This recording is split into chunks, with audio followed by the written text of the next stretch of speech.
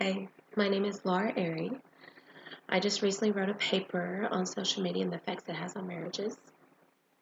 Social media has been beneficial to helping us connect and reconnect to friends and family.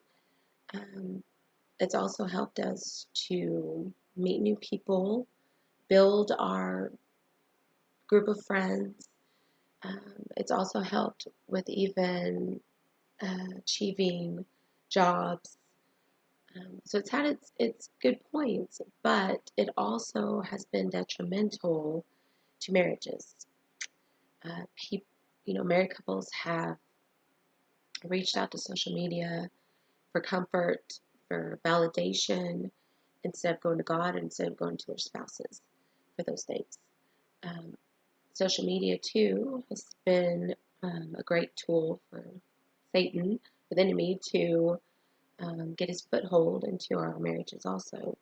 There's lots of temptation out there um, that at our fingertips, such an easy access. Facebook, for example, has been credited with uh, uniting and reuniting many people, but it's also been criticized for breaking up many marriages, being the cause.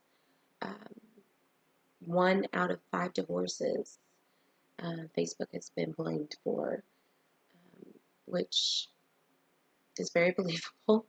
Um, it's a sad thing because it does have its, like I said, its benefits, but most of the time it just causes problems in the marriage or any relationship, really. Um, there are 8 characteristics that are important to have in a romantic relationship, according to Manning. One is investment in the well being of your partner, respect, admiration, sexual desire, intimacy, commitment, exclusivity, and understanding. Facebook, for example, or even all the other social media platforms, um, have interfered with a lot of those. For example, we are having the tendency to, when we need an escape, instead of going to our partner and talking to them about what's bothering us or about our bad day, we get on social media to vent and complain, to get validation. The problem is, most of the time, uh, the spouse will end up reaching out to someone of the opposite sex instead of going to their spouse and talking to them. Then they get that validation they're needing. So why, I mean, it's already fulfilled that need, so why, they have no need then to go to their spouse and talk to him or her. And that puts a gap in the relationship. It causes disconnection slowly over time, where the couple ends up being roommates instead of an actual, loving married couple. It also has been an out for entertainment. Um, Families anymore go to their separate rooms to watch TV, to play on their phone, instead of playing games together, talking to each other. I don't know how many times I've been to restaurants and have seen a couple there on a date and they're on their phone the whole time. It always blew my mind. It still does. I when I go out with my boyfriend, we don't have our phones. Because we want to talk to each other. We want to keep connecting and growing on another, deeper level. And the only way to do that is to talk and to open up and not be sitting there playing on your phone. Plus, when you love someone, how I see it, you want to know how their day was. You want to know what's on their mind. You want to know if there's anything bothering them, even if it has to do with the relationship. You can't fix anything if you don't talk about it. But instead, people are going to, for example, Facebook and posting, instead of talking about their problems privately with their spouse, they are posting their drama and their issues on Facebook. And that can be hurtful to the other individual. Those things need to be kept in private and taken to God, not, for the whole world to see. And then you're getting all these other people, outside sources, coming in saying, being negative, and can just feed into the problem that already exists and can affect your opinions, and where you're not even willing then to even hear what your spouse has to say.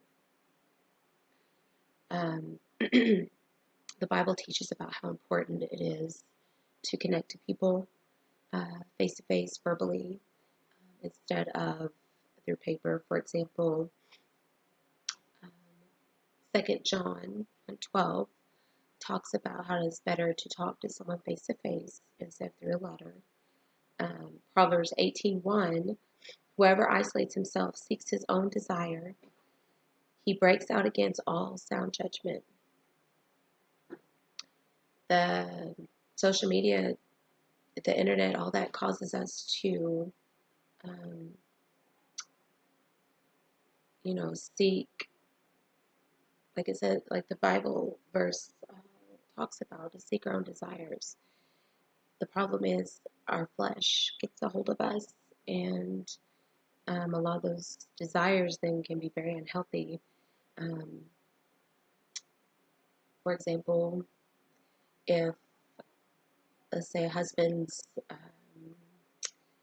feeling ignored by his wife, then you can go to social media, find some woman on there, and she starts making him feel validated, making him feel attractive, instead of going to his wife and talking to her about how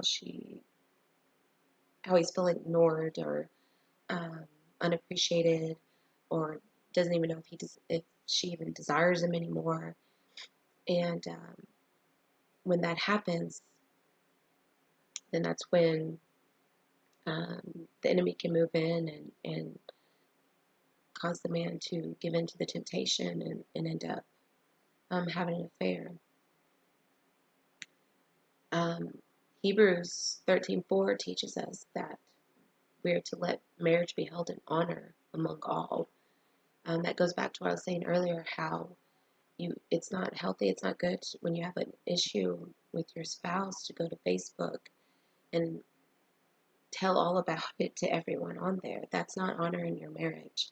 That's not showing your spouse respect. Proverbs 5:18, God wants us to find joy in our marriage instead of looking elsewhere. We're supposed to enjoy, like that verse talks about enjoying your wife in particular. And it's so important to look at our spouse and see them through the eyes of God, how much they love us, instead of focusing on the negative. And part of that too is staying connected to them. And the only way you're going to stay connected to them is talking to them, spending time with them, showing them that what they have to say is more important than what you're going to be reading on Facebook or the new online game, or some YouTube video. Our marriages today are in desperate need of healing and restoration. And yeah, there's some benefits with social media, but sometimes I wonder if we'd be better off if we didn't have it. It was never created. But thank you for your time. God bless.